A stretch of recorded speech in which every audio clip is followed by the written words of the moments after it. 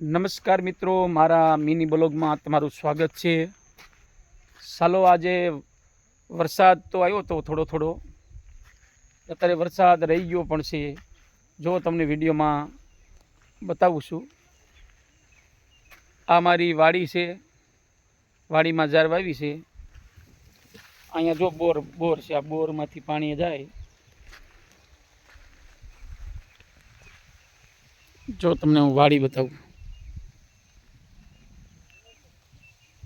આવડી મારી વાડીમાં ઝાર થઈ છે. ઉલક્યા તુવેર વાવી છે.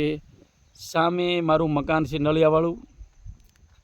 આ કેળનું ઝાડવું છે. અહીંયા બોર છે અને લાઇટ માટે ટીસી છે. તો મિત્રો,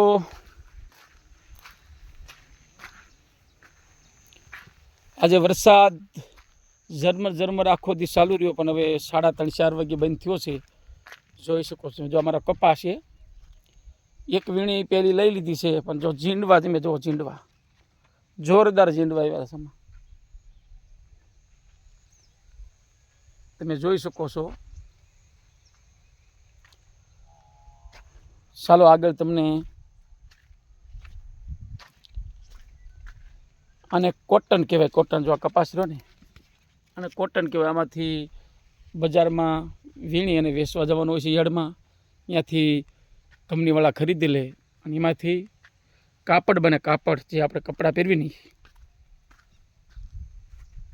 જોઈ લો, અમારી વાડીમાં કપાસ છે આવડો એક વીણી લીધો છે. જો આકાશમાં ઘટાટોપ વાદળા સડી રહ્યા છે. આંબાલાલે તો 7 દિવસની આગાહી કરી છે વરસાદ માટેની, પણ આ વરસાદ ખેડૂતોને બહુ મોંઘો પડવાનો છે, કારણ કે મેં અને મહેમાન અને કોઈ રોકી ન શકે મિત્રો. તો મિત્રો, અમારો વિડીયો તમને કેવો લાગ્યો? લાઈક કરજો, શેર કરજો, સબસ્ક્રાઈબ કરજો. જય હિન્દ, જય જવાન, જય કિસાન.